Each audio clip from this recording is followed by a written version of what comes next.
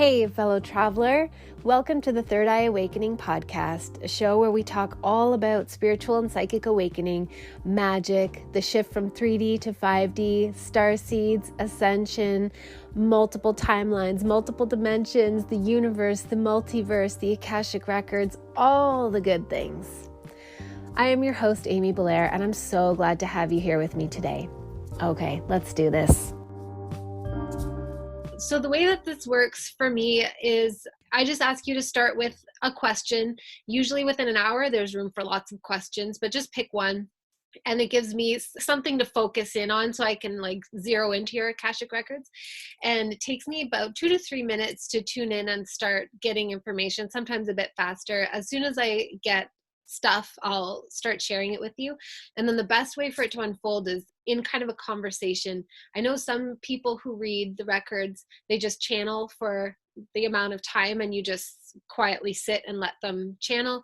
But for me, I find that the more, if it brings up something for you and you want to say something, please go ahead and say it. That seems to bring out more and more useful information. Okay. That makes sense. Yeah. So what question would you like me to start with?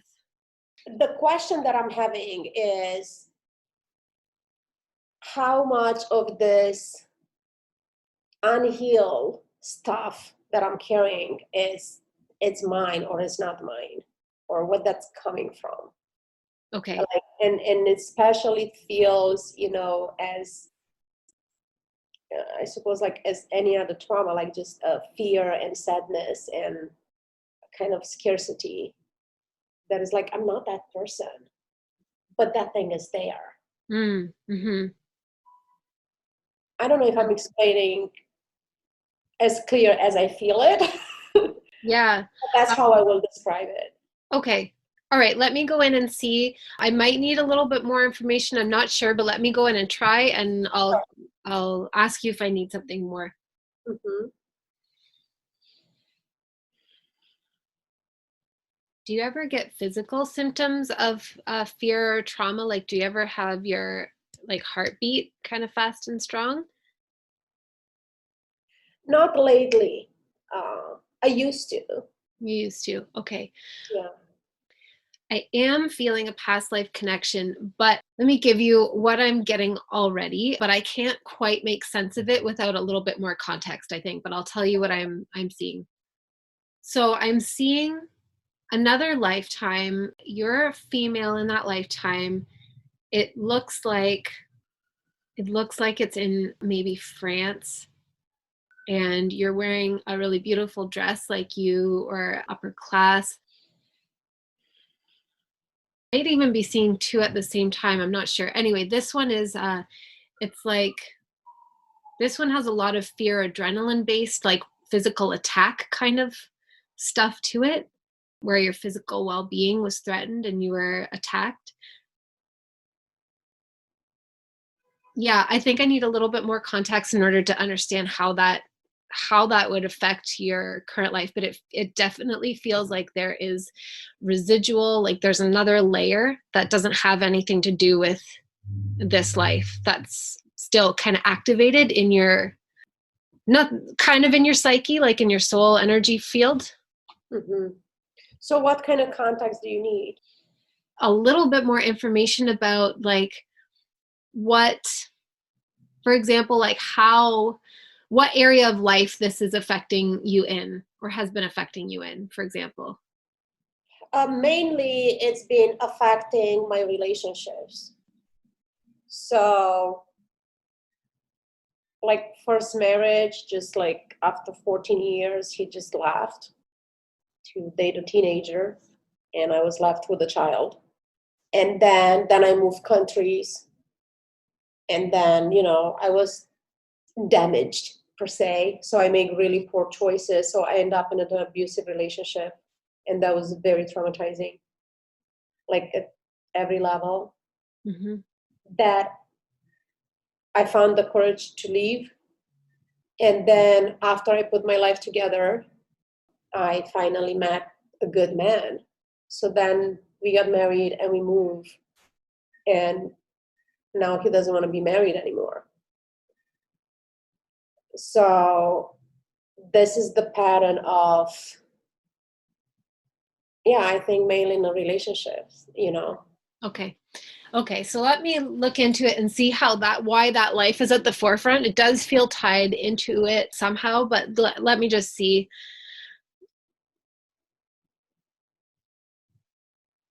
Okay, so the physical damage, like the physical trauma of that person's life. So you were a French, like a gosh, it was a period of time. I'm not really sure, I'm not amazing with my history, but it maybe feels like the 1750s would be my guess. You were, like high upper class bourgeoisie, and it feels like you're a teenager, like about 16, not married yet, but soon gonna be like, having a marriage arranged for you, basically, with a suitable person. And then it feels like you were in a carriage, like going from some place to another, some estate to another. It was like a horse-drawn carriage time, and your carriage was ambushed, and you were attacked and raped by the people. And that, like, first of all, that whole layer of trauma that person lived through, yourself in that life, is pretty self-evident. But the really lasting, impactful trauma that I think is affecting you in this life is that feeling of being damaged, like you were, you were stigmatized then. You couldn't be married to the kind of man that you were supposed to be married to because your virginity had been taken and you were defiled, really. So not only were you having to live through this trauma and cope with this trauma without any support towards healing, but you were also, suddenly it's like you dropped in rank and value. And it was a big slap in the face, because your life up till then had been kind of charmed insofar as being, upper class, and you were quite young. And then all of a sudden you just realized that, like, you're not really valued. You were never really valued. You were a commodity. And now you've lost that value. And so you just were like, I can't really see. Well, hold on. Let me see what happened after that for you. Oh, you were married off to an old man, like a gross old man. You were still like, high enough class that you weren't completely, it's not like you were kicked out or thrown out or something, but you had kind of dreamed about your future being married to like a dashing man, kind of naive teenage dreams, girlish dreams. And then that was no longer suitable. You weren't considered good enough for that. You were damaged goods, and you were married off to a high class man, but he was like a gross old man. And it was just very painful. It's like there was nobody to support you and helping you through that. Your feelings weren't even taken into consideration at all. And so it really changed you for that whole entire lifetime. So that is the underlying energetic thing that I'm feeling behind all this pattern that you're experiencing. And it's not necessarily the cause of the pattern, but they're intertwined. Mm. So what's next? Are you wanting to know about like how to heal that, or? I want to know how to heal that, Mm-hmm. or how to most likely forgive that, Mm-hmm. so I could just release it Yeah. somehow. Yeah. It's really affected the interaction that you have with men, even before, like, it already had things up to be that way before your your first husband left you. Like, there was already something in your vibration of like being. So I met him when I was 16, and we Oh, were very together for interesting. 14 years. And Very- he was the dream man that he abandoned me. And then the second husband was just an abuser and a raper and all that. So then I got to meet a really good man that is much older than me, but not mature, Hmm. like Mm-hmm. emotionally. So Mm-hmm. then we have a really good connection sexually. Like I still believe that sexually, my current husband is my soulmate. Like I never feel safe sexually with anybody else before, but it's all we had. Okay. And now he's the one that is, I just, I need to be by myself. And he's saying that? Yeah. Okay. So he's been saying that like in May 1st. So since then we went through all the separation, whatever. Yeah. Now we are looking at the logistics of how to make it official. And it's not public information. And through all the work and healing that I did, I'm looking, the work that I'm doing in this relationship is like how to honor where he is and Hmm. accept the fact that we are not meant to be, Mm-hmm. and celebrate the fact that was no trauma, Yeah. in this relationship. Yeah. And Yeah. yeah, I feel like I'm not good enough to have a 100% someone, you know? Mm-hmm. Mm-hmm. Let me go in a little bit and see more about how these are all intertwined and just get some information about how to move through it all. So, with unbeknownst to you, a lot of your patterning, was there any kind of like, did you have a strange relationship with your father or anything that suggests like that you're like, oh, I can trace this back to childhood? Do you know what I mean? Yeah, well, I basically did not have a childhood. I was raised in Romania, in a country, in a communist era, not loving family. I mean, I do believe that the parents love us, but was not expressed. Right. Didn't hug or say I love you or all that. And my mom was very insecure. She still is. And just the victim kind of personality, and just want everybody to feel sorry for her. And my dad was just, he was a strong man, but very like lonely and Mm-hmm. yeah. Mm-hmm. And we are three children, and my sister was very needy. She was the big one, and she was raised like the big one is in charge, Mm. and she still is like that. She's like Yeah. the living witch. My sister, my brother, he's the boy. He deserves everything. Yeah. So he's just a spoiled brat and an asshole, really, as Yeah. an adult. And I was left alone. Like nobody, like they don't want me. Actually, my mom tried to kill the pregnancy like 4 times, and I was just left alone. This is So so interesting. It's like, it's interesting the way you and the other life that we talked about felt so worthless after this happened. Like it was such a shock. Like that was almost worse than the trauma itself, was realizing that your parents never saw you as valuable inherently on your own, but that you were like an important negotiation piece for, you know, their standing in society. And nobody, like I said, your feelings about being assaulted were not even, like, nobody asked you, nobody cared. You were, it was just like, well, now what are we going to do with her? All of our plans have been ruined. Like that was the, and then you got married off to somebody that was not of your choosing. It doesn't feel like he was cruel to you, but it was just like to be 16 and married off to like a 70-year-old. Like, yeah, I could just feel in your whole being, like already your very first sexual experience was a violation.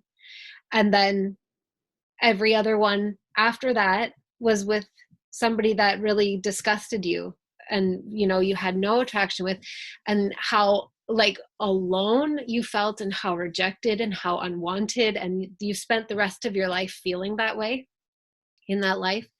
And how interesting it is that in this life You felt invisible, not like, you know, your needs were not considered or important, that your sister somehow got, like, because she was the oldest, she got extra Attention. attention, and how your brother, because he was a boy, he got attention, but you were otherwise like not important and not wanted.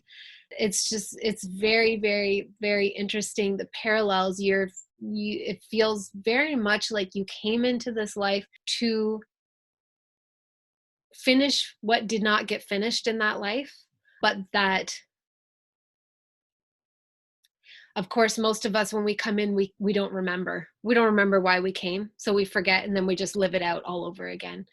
And what I was seeing while you were talking about your first husband, well, all three of the relationships you've been in, the major ones, is that the first one was like that part of you that the 16, it's amazing that you met him when you were 16. The parallels are wild.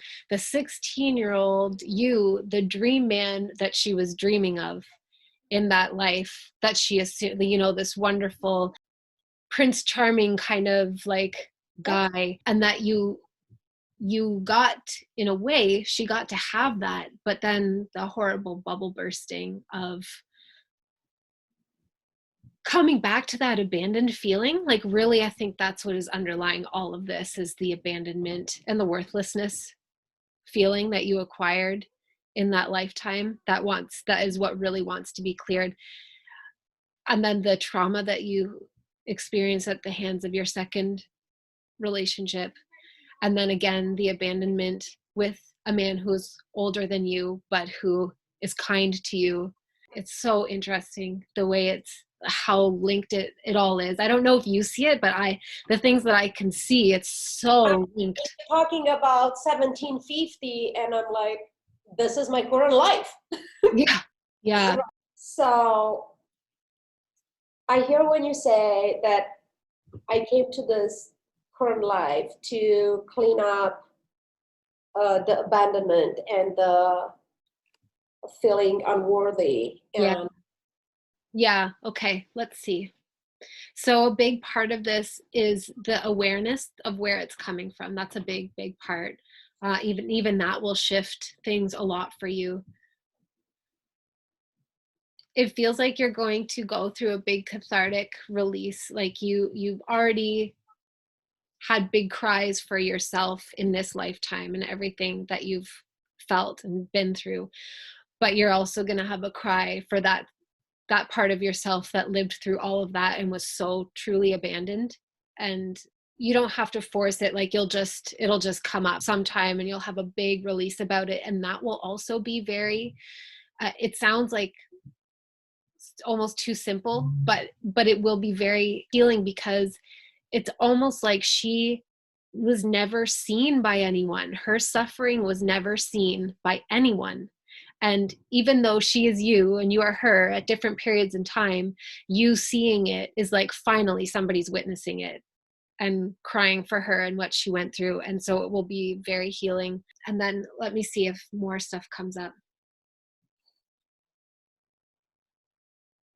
So the purpose of all of this, the greater purpose, if you imagine yourself panning out to have your soul's eye view, the greater purpose is to really learn.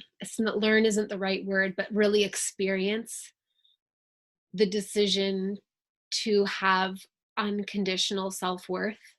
So self-worth that isn't determined by fucking anybody.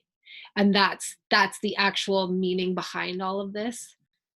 That's kind of, in a way, it's a gift that is being offered to you. I'm not saying that your current, are you married to this third man?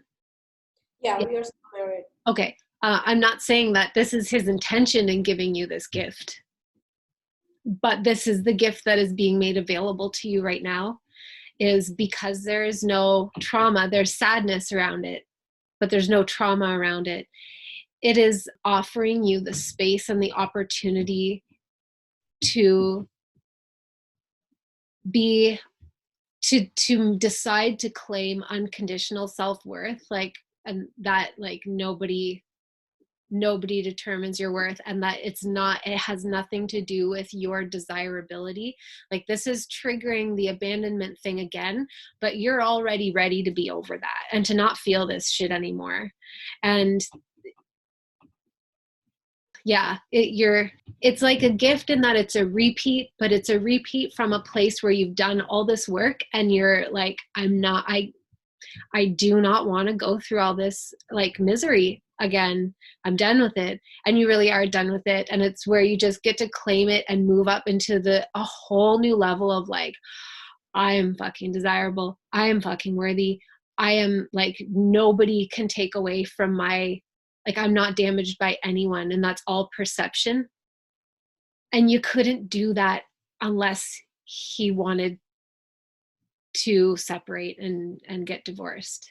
Like do you know what I mean? You would end up staying in a place of like complacency in a relationship that's pretty good, but it's not the like knock you out of the park kind of relationship that you truly want and you truly deserve. Yeah. And it's also like, it's the fact that you're sexually compatible.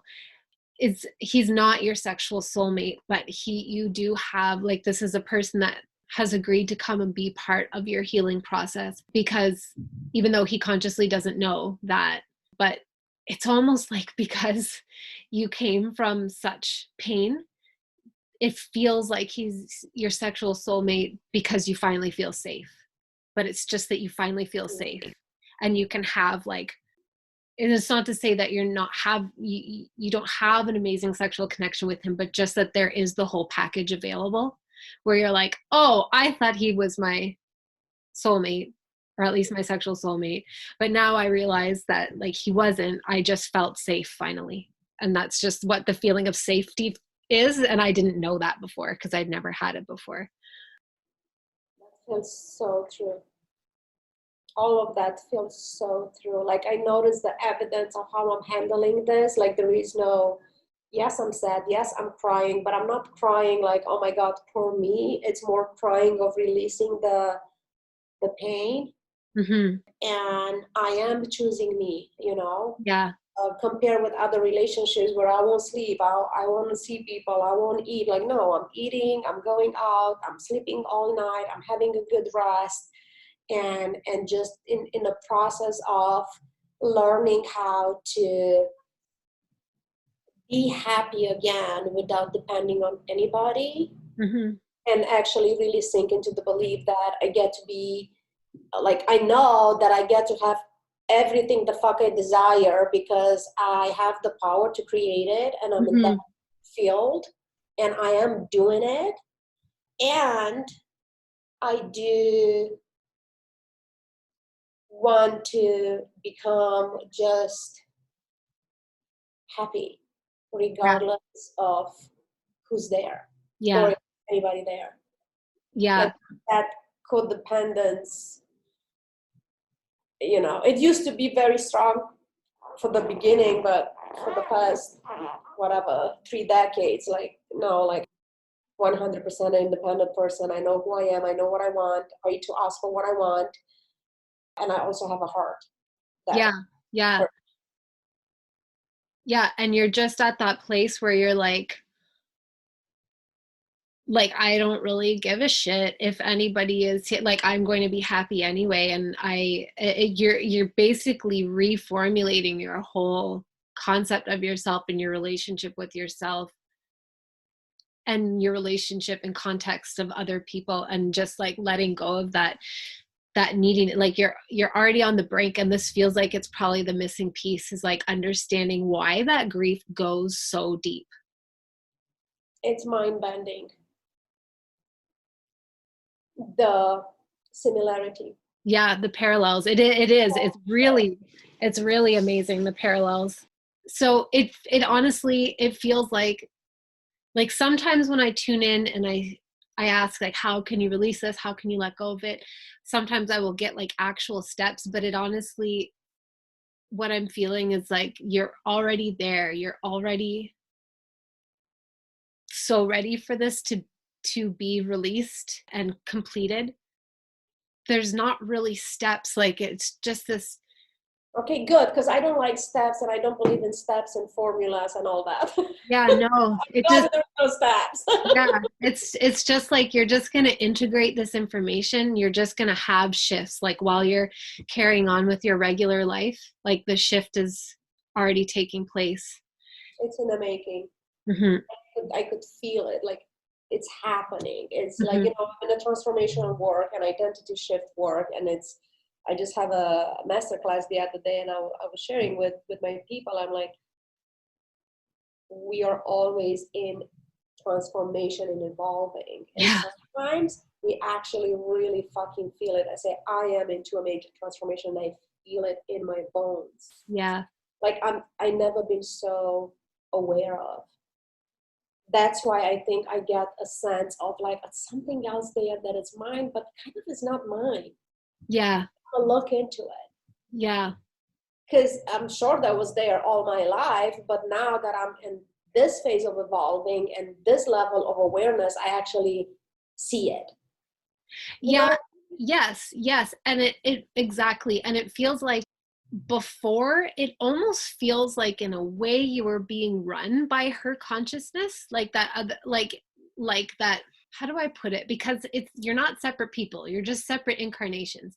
But it's like the aspect of you that deeply identified with that previous incarnation was running the show in terms of making the choices of suitors and things like that. And it's like she's like, I can't, like, I surrender. This is not, I don't choose people. Like, or, you know, I don't know, it's not like she's not doing anything wrong. She's just like, she got locked in being a 16-year-old because that's when the trauma happened and it never healed. So it's like a 16-year-old was kind of running the show for you, but you didn't even know it. It wasn't even your 16-year-old self in this life.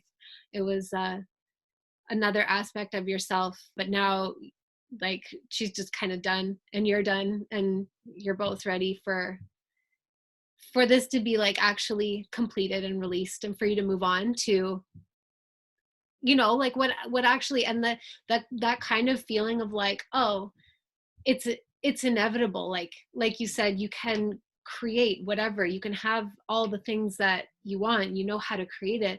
And it's like moving into that space where the scarcity isn't there anymore, and you're like, it's inevitable and I don't even have to do anything to make it happen except just embody my inherent worth that nobody can take away from me.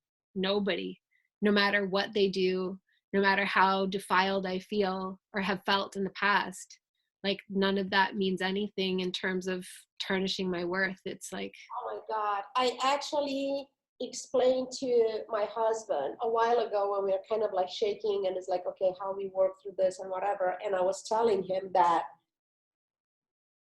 my belief was like, well, I can't go through another fucking marriage. Like, I'm so done with this, right? And it's like, we need to figure out shit. We are adults. We need to figure out, we have these big pieces there. We are so connected and we are doing so well. Of all the reasons that people usually divorce, it's where we excel. And it really sucks on the other reason, right? mm-hmm. So we went through all that, but long story short, I was telling him the way that I could reframe it for me now with who I am now is like, if you leave, and I told him that like back in January, for me will be like you died. And he was like, oh my God, that's so morbid. I'm like, no, like, listen to me. It's like, that has nothing to do with me. It's not that I didn't deserve you or I'm worthless or whatever. It's like, because when people, I say, I'm going to love you still, and I still am, I'm going to miss you. I'm going to, you know, cherish every moment we have together, and we travel the world together and we have so much fun. But when people die on you, they don't die to piss you off or Yes, yeah. tell you, oh my God, you're not worth it. They just dead. And I say, if you choose to leave, this is how I'm going to reframe it for me right now. Yes. It's not my fucking fault. Yeah, exactly. And it just came to me now where you were talking that I kind of forget about that. And that was my truth in the moment, in the hit of the fighting and arguing. Yeah. It just remind me of that, like, oh, actually, that was downloaded to me back then, like, hey, has nothing to do with your worth. Yeah, exactly. And I'm fishing for finding and I know that there is so much goodness in this, It's just I don't see it yet because I'm still feeling the loss, Yeah. and I'm missing his touch and everything that we have good, right? Yeah. So Yeah. But and as we do, right? Because just because there's good and there's a gift available doesn't mean that it doesn't hurt. Like they're kind of enmeshed and inseparable, and you're doing it perfectly. Like feeling that grief is all you can do. that's the commitment that I make to myself. I'm like, I'm gonna move on with my life. But before I was just like, shut this off and just activate Yeah. my brain and go do like a robot. And this I'm like, no, I'm gonna move on, but I'm gonna move slowly. Yes. And I'm gonna go through this motherfucking pain. I'm not gonna ignore it because I have plenty evidence is what happened before when I ignored it, right? Right. Right. And no, this time dancing differently. This dance is gonna go differently. Yeah, that's exactly it. And the thing that you know now that yourself in the other life didn't know, because it feels like she lived to a decently old age anyway, like, decades. So it was decades of feeling like the trauma was as fresh as the first year it happened. But what she didn't understand, that you are understanding, as I can hear you as you explain this, is that the whole purpose of life and the reason humans have these emotions that we have is because they alchemize us. And we do not come into life to smooth sail and have nothing happen. That's what it's like when we're just in spirit. We come into life because we want the powerful transformation, like the perspective that's available to us. And so all of those emotions, like all of that grief, will change you, but for the better, as long as you let it. Whereas if you try to like shut it away and ignore it, it just gets stuck in you and it controls your life. But just letting that wave wash over you and knowing that it won't last forever is exactly how to move through this, so that you come out on the other side like a whole different version of yourself, like a more of yourself, not less of yourself, more of yourself. And as you allow yourself the time and the transformation and the process of that person that you step out of this as will be the person who is so unquestioning of her worth and your own strength, that you're not afraid of anybody else. You're not like, you'll get to a point where you're not afraid of loving again. You're not afraid. You're like, whatever, I've been through it all. Like it doesn't make me less in any way. But you'll also be so discerning of who gets the privilege of your intimacy, that you're just going to automatically filter out all those people that you would have chosen before, and that you're going to be selecting from a much higher, more aligned pool of candidates. And you will, like, it feels to me like your destiny in this life, as part of the closure of this whole thing that you came to work through, is to have that connected soulmate experience with somebody who you're safe with, who is like a true partner, who you have so much fun with, you laugh with, you feel sexual intimacy and connection with, who's just an amazing fit for you. Like that's what you want, that's what you're here for.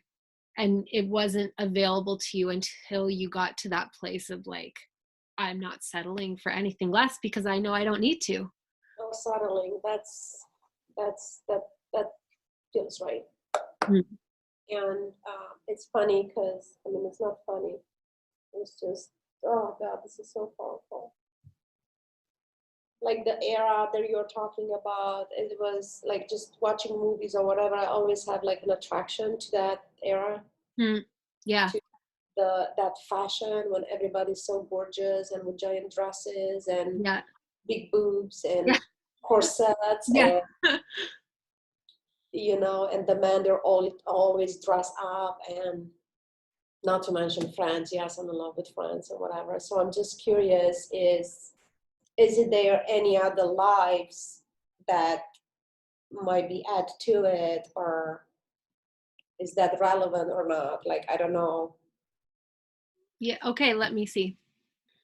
Because I was feeling another one actually, but You say two people, and I was yeah. stuck into that. Yeah. I am a Gemini. I don't know if that's relevant.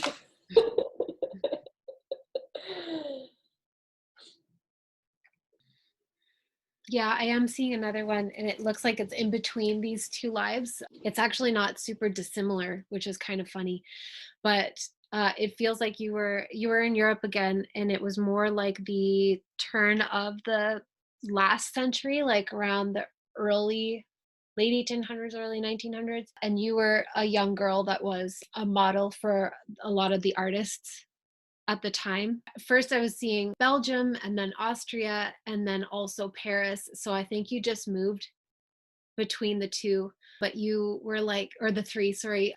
But you were in that one, you were kind of like you weren't rich, you were a poor girl, and that's how you ended, but you were beautiful. So that's how you ended up kind of in that role. And it wasn't really the same as being like a brothel girl per se. Like you weren't that, but you needed to rely on benefactors, like you being a muse. Beauty. Yeah, the exactly the preferred muse for like different artists for certain periods of time. Like that was kind of that's what you had to sort of exchange for your you know food and board and whatever. It's one of the things that my second husband asked me to do, To model. to prostitute. Oh, that's awful. Yeah. Wow. Yeah. Isn't that interesting? And that, so then this other life too, the one in between, it really, these are all continuations, although this is the one where you were like, I'm done with this, like I need to resolve it. But that second one wasn't as traumatic, but you just didn't have, you didn't have parents at a young age. I can't really see what happened to them. Like I don't think you were orphaned right off the bat, but maybe you just left home where they were too poor to take care of you, so you just were, but like you really had nobody looking out for you. And you never got married, you didn't live for all that, like it feels like you died probably before you reached 30 of an infection. I don't know if it was like cholera or those kind of infections that were going around at the time. You got sick and you didn't survive it. So it wasn't a long life of like misery or anything, but there was a lot of just feeling again like a pawn, and other people had the power. You were a pawn. Your commodity was your youth and your beauty, and at this time you were more in control of it, but still at the mercy of other people. But it definitely doesn't feel like it was as traumatizing as the first one. I Not even. think it's very, thank you for looking into it. I think it's very relevant for just for the current life, as you know, as I left Europe and nobody gives a shit how I'm doing. My own family won't believe, what life I'm having. They don't care if I'm well. They don't care about my kid. All they want is for me to send them money, where I was like abused 24/7. They Wow. don't believe me. They were like, "Oh, you're just making shit up to get attention." But give us your money. But you in America, so we need the dollars because we Yeah. are starving here. And until I got the courage to say, like, "Fuck you all," Yeah. you don't even ask me how I'm doing. So Wow. I could see that, like just being on your own and like feeling that you have no one. Yeah. That's my story for 8 years. Yeah. Wow. I know it's been an hour already. Like I want to hang out with you longer. Uh,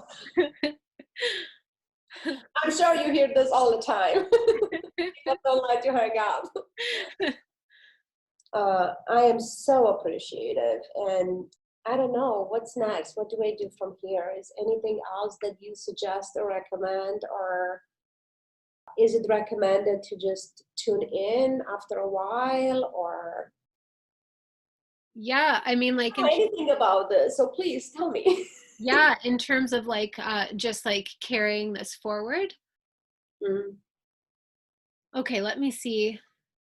So in terms of you having to do anything, the only thing that you have to do again is like give yourself so much grace and love as you process all of this stuff. And you're already doing that, just letting the space be there, and all the things that hurt will dissipate, and it won't take as long as we often think it will.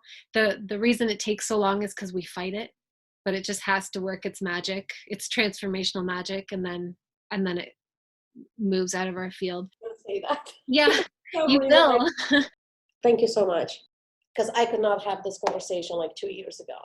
Yeah, it's true. It was the perfect timing. Like really, your Always. consciousness was just like, Kate, I need the final piece. I'm ready for this to be done. Yeah. So I was like fully ready to hear whatever. Like that was the intention, is like I'm ready to hear whatever it's needed for me to know. Yeah. Thank you. Thank you so much. Thank you. Thank you. It was such a truly, truly an honor to read the Akashic Records for you. And I'm really glad to hear that it was a powerful experience for you. Thank you so much for being here with me on this episode. I appreciate you more than my words could ever say. Please remember to rate, review, subscribe, and share, and I will catch you on the next episode.